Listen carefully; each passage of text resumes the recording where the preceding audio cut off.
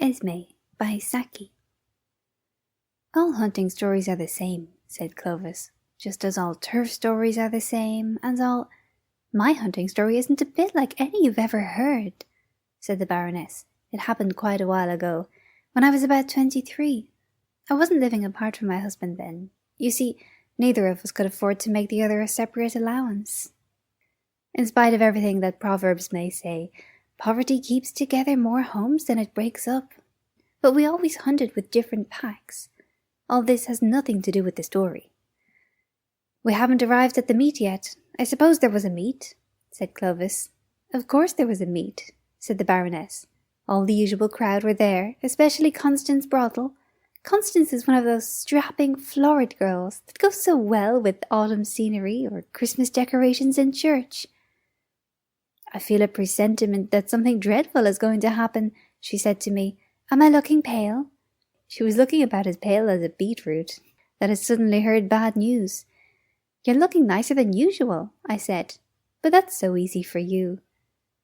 Before she had got the right bearings of this remark, we had settled down to business. Hounds had found a fox lying out at some gorse bushes. I knew it, said Clovis. In every fox-hunting story that I've ever heard, there's been a fox and some gorse bushes. Constance and I were well mounted, continued the Baroness serenely, and we had no difficulty in keeping ourselves in the first flight, though it was a fairly stiff run. Towards the finish, however, we must have held rather too independent a line, for we lost the hounds and found ourselves plodding aimlessly along miles from anywhere. It was fairly exasperating, and my temper was beginning to let itself go by inches, when on pushing our way through an accommodating hedge, we were gladdened by the sight of hounds in full cry in a hollow just beneath us. There they go, cried Constance, and then added in a gasp, In heaven's name, what are they hunting? It was certainly no mortal fox.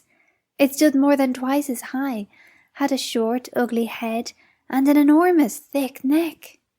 It's a hyena, I cried. It must have escaped from Lord Papham's park. At that moment the hunted beast turned and faced its pursuers, and the hounds, there were only about 6 couple of them, stood round in a half-circle and looked foolish.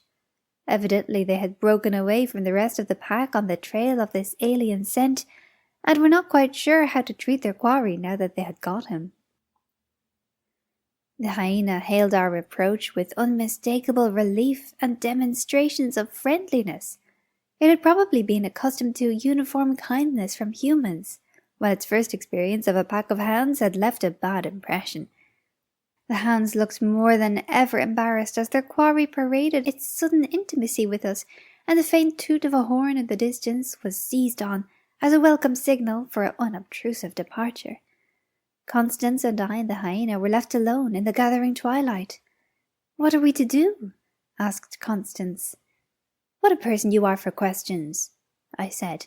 Well, we can't stay here all night with a hyena, she retorted. I don't know what your ideas of comfort are, I said, but I shouldn't think of staying here all night even without a hyena. My home may be an unhappy one, but at least it has hot and cold water laid on, and domestic service, and other conveniences which we shouldn't find here. We had better make for that ridge of trees to the right. I imagine the Crowley road is just beyond. We trotted off slowly along a faintly marked cart track, with the beast following cheerfully at our heels. What on earth are we to do with the hyena? Came the inevitable question. What does one generally do with hyenas? I asked crossly. I've never had anything to do with one before, said Constance. Well, neither have I. If we even knew its sex, we might give it a name. Perhaps we call it Esme. That would do in either case. There was still sufficient daylight for us to distinguish wayside objects, and our listless spirits gave an upward perk as we came upon a small, half-naked gypsy brat picking blackberries from a low-growing bush. The sudden apparition of 2 horsewomen and a hyena set it off crying, and in any case we should scarcely have gleaned any useful geographical information from that source, for there was a probability we might strike a gypsy encampment somewhere along our route. We rode on hopefully, but uneventfully, for another mile or so. I wonder what that child was doing there, said Constance presently.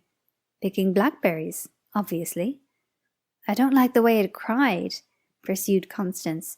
Somehow its wail keeps ringing in my ears. I did not chide Constance for her morbid fancies.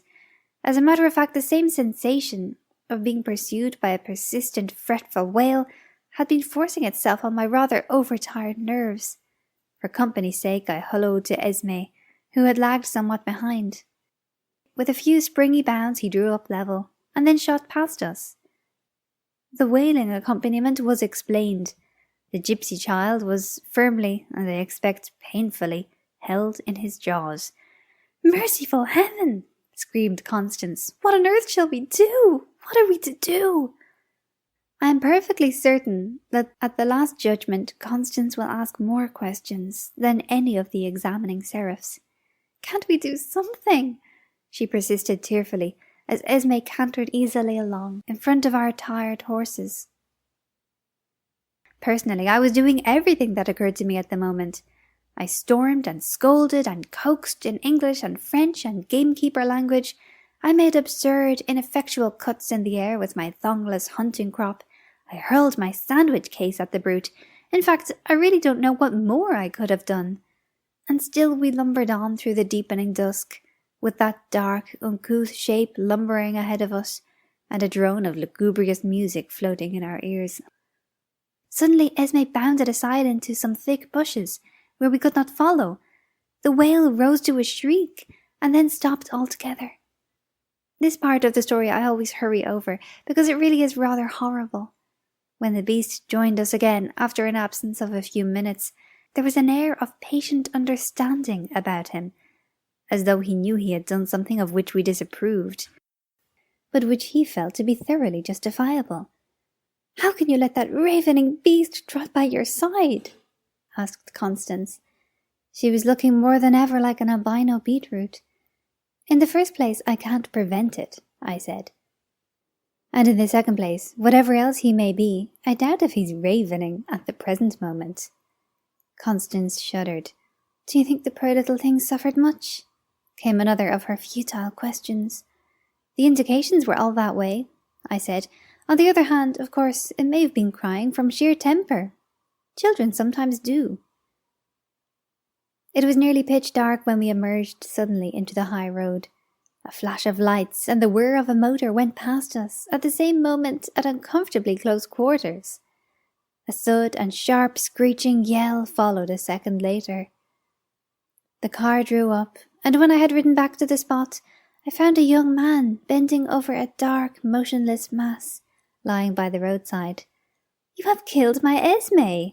I exclaimed bitterly. "I'm so awfully sorry," said the young man. "I keep dogs myself, so I know what you must feel about it. I'll do anything I can in reparation." "Please bury him at once," I said. "That much I think I may ask of you." "Bring the spade, William," he called to the chauffeur. Evidently, hasty roadside interments were contingencies that had been provided against.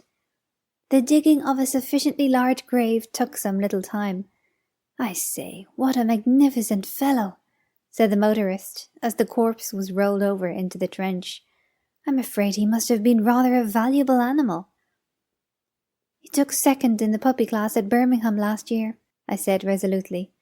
Constance snorted loudly. "Don't cry, dear," I said brokenly. "It was all over in a moment. He couldn't have suffered much." "Look here," said the young fellow desperately. "You simply must let me do something by way of reparation." I refused sweetly, but as he persisted, I let him have my address. Of course, we kept our own counsel as to the earlier episodes of the evening. Lord Pabham never advertised the loss of his hyena. When a strictly fruit-eating animal strayed from his park a year or two previously, he was called upon to give compensation in 11 cases of sheep worrying, and practically to restock his neighbours' poultry yards, and an escaped hyena would have mounted up to something on the scale of a government grant. The gypsies were equally unobtrusive over their missing offspring. I don't suppose in large encampments they really know, to a child or two, how many they've got. The Baroness paused reflectively, and then continued. "There was a sequel to the adventure, though. I got through the post a charming little diamond brooch. with the name Esme set in a sprig of rosemary. Incidentally, too, I lost the friendship of Constance Brothel. You see, when I sold the brooch, I quite properly refused to give her any share of the proceeds. I pointed out that the Esme part of the affair was my own invention, and the hyena part of it belonged to Lord Pabham, if it really was his hyena. Of which, of course, I've no proof.